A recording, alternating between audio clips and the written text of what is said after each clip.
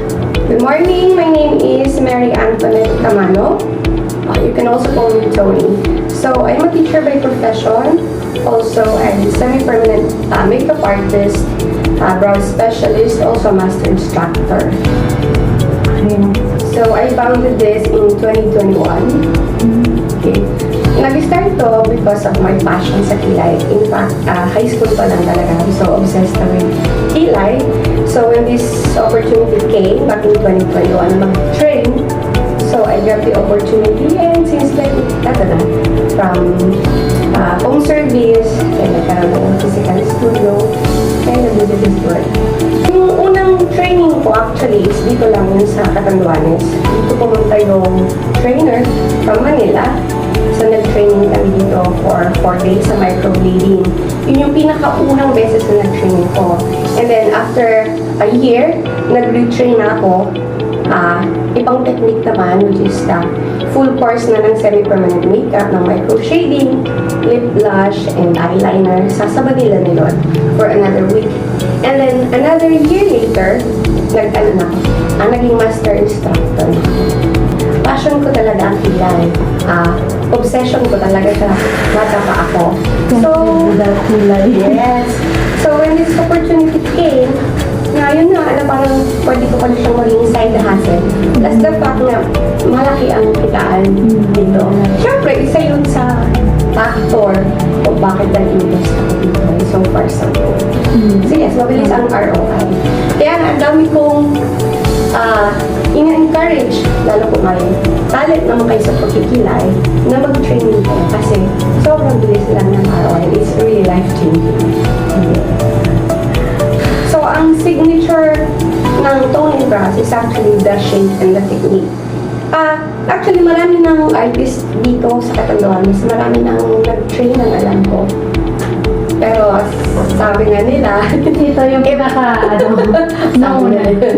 Oo. Kasi meron kaming signature look na pag nakita mo yung client ko, alam mong galing sa akin. Sa Tony. Yes. Kasi yung shape niya, tsaka yung technique na ombre effect, na-achieve talaga yun. Natural looking. Alam mo yung gawa siya, gawa yung kilay mo, pero hindi siya yung mukhang gawang-gawa na parang pang-drag yung datingan. Hindi ko alam. Natural looking talaga. Sa semi-permanent makeup kasi, wala tayong tinatawag na one size fits all. Kasi nasabi na parang, minsan kasi may ang client meron yan specific na gusto, papakita ka ng picture. Mga ganito yung gusto kong shade ng kilay, gusto ganito, maarko. Minsan kinukonsider ko ang request ng client. But then again, meron kasi tayong golden rule. Unang-una, ang pagkikilay, kailangan mo siyang i-adjust o kailangan mong sundin yung physical, yung facial feature ng client. Kung saan located yung brow bone, hanggang doon lang ang pwede mong gawin. Kailangan mong sundan yung pattern ng brow bone tsaka yung natural na hair growth ng kilay. May mga client before na yung kilay niya is papantay. Pero ang gusto niya, arch, masyadong mataas yung ko na kilay. Hindi yun pwede kasi parang ang tawag doon, yung lilihis ka ng daan. Tapos makikita mo dito sa mataas na part, wala nang buhok. So, hindi siya natural looking. So, minsan na pagbibigyan kung doable, pero kung hindi talaga, ini-explain ko ng maayos sa customer na meron tayong limits when it comes to micro-shading or any form of semi-permanent makeup. Sa training kasi, pag-aaralan niyo yung, kasi may mga standard na sukat ang nagkikilay. Hindi yan, sige higa ka dyan, drawing ko ng kilay. No, kasi meron yan specific, meron yan na exact measurement, yung distance ng kilay, yung distance from your front ng brows hanggang sa arch, tsaka hanggang dito sa tail. Meron yung sukat. So, meron talaga. And sa training yun, hindi lang yun ang pinag-aaralan. Even the bloodborne pathogens. Kasi syempre, we're handling needles. Blood, may blood syempre yan. So, lahat po yun pinag-aaralan. Hindi siya basta na mag-training ka lang, mag-drawing ng kilay, mag-pustos ng needles, hindi po. Very siya, ang hirap. Hindi siya basta-basta talaga. Number one, syempre, customer itself. Yan ang challenge sa isang artist. Pag nakakatagpo ka ng client na medyo, alam mo na yun, medyo ano. Medyo, I don't know, anong term ba? Medyo high expectation at medyo demanding. Yun na nga, na parang kahit anong explain ang gawin mo na meron tayong limit sa pagkikilay, ipipilit niya lang yung gusto niya. And then minsan may mga client naman na pupunta, magbubuk, pero hindi pala nila alam kung ano yung pinapasok nila. Kasi sasuggest ko, kung magpapakilay kayo, bago kayo pumunta sa akin, do your research. Diba? Dapat alam mo kung ano yung pinapasok mo, kung ano yung pagdadaanan mo. Kumbaga sana, may first-hand knowledge ka na. Hindi, saka lang magtatanong, ano pong gagawin? Diba? Paano po ba yan? Tato po ba yan? Diba? Kasi, anesthetic procedure, semi-permanent makeup, syempre, ilalagay yan sa mukha mo at hindi siya mabubura basta-basta. So, dapat bago pumunta, do some research online sa YouTube para alam mo na. Kasi meron naman dyan, hindi niya alam yung gusto niya, saka lang mag-decide, ginawan mo na ng mapping ng kilay. When you say mapping, ito yung lalagyan mo na siya ng design na ng kilay na naaayon sa features niya. Tapos, unsure siya kung gusto niya ba o hindi yung shape, kapaulit sa'yo, doon na tatagalan. Yun yung challenges ko bilang artist. Client talaga. Special the maximum tolerance. Oo, alam mo yun na minsan gusto mo nang magalit, gusto mo nang mag-rant din. Pero, alam mo, kailangan mong pigilan ang sarili mo. Kasi, you need to remain calm and professional all the time.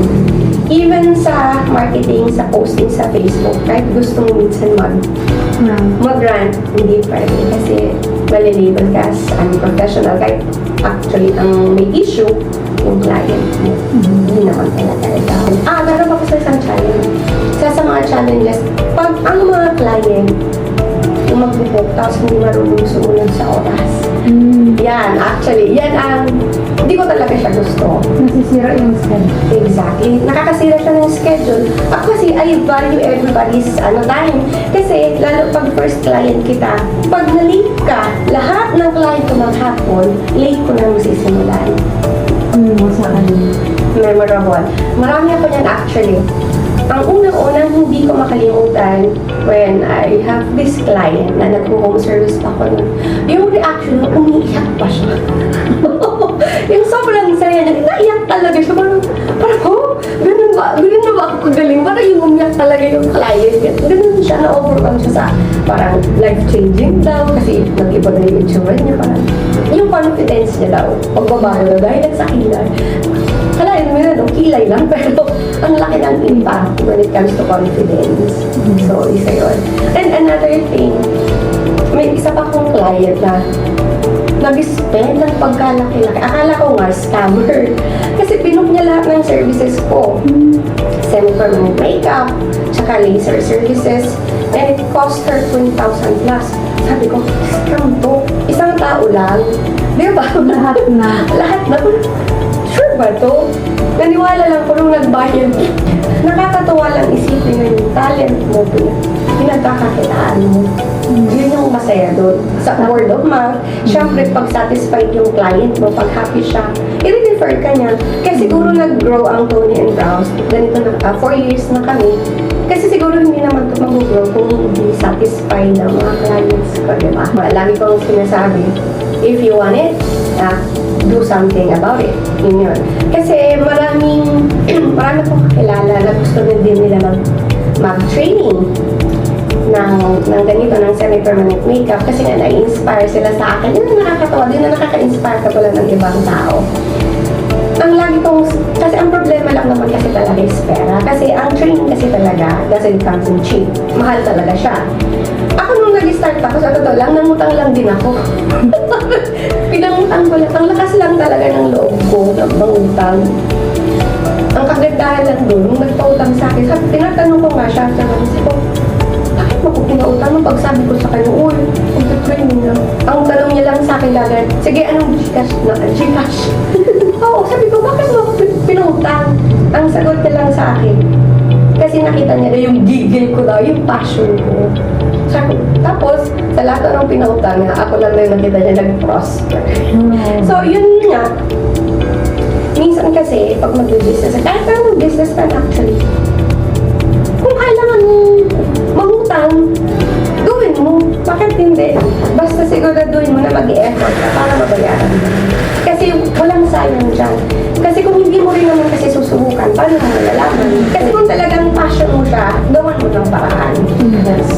Oo, huwag kang mag-antay na puro what if stop. What if subukan ko, ay huwag na lang kasi wala pa akong prep. Kailan mo pa sisimulan, di ba? Kung talagang gusto mo, gawin mo na ng paraan din pala. Diba? Look at me. Thank you, Lord. This is the, talaga, the biggest decision na hindi ko pinag-umayangan. Sa financial freedom na tinatawag. Totoo yun. Tsaka yung hindi mo kailangang mag-hard sell. Kung maganda kasi ang gawa mo, kahit hindi ka mag-hard selling na tinatawag, lalapit at lalapit sa iyo mga clients mo. Kahit hindi ka na magtawag pa dyan, yung mga clients mo dati, sila na mismo magbibigay ng clients. Basta gandahan mo lang ang gawa mo. Siyempre, expansion.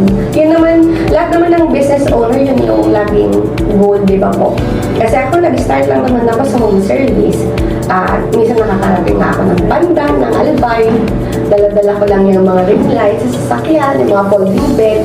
And then I got tired of it. So, nag-decide ako na it's time to have a physical store, physical studio. So, kung eto, ganito, siyempre pangarap ko mag-expand ka mas malaki or mag-branch out.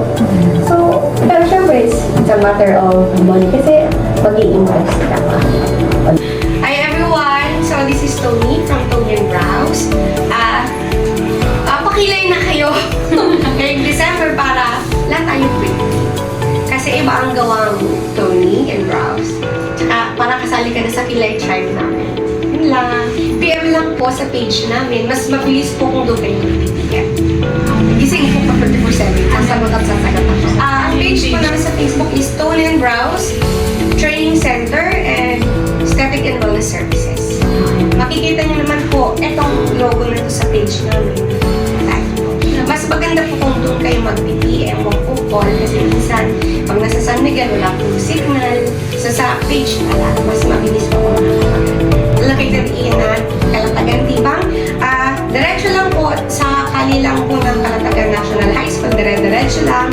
Nandito kami sa left side. May makikita naman po kayong signage na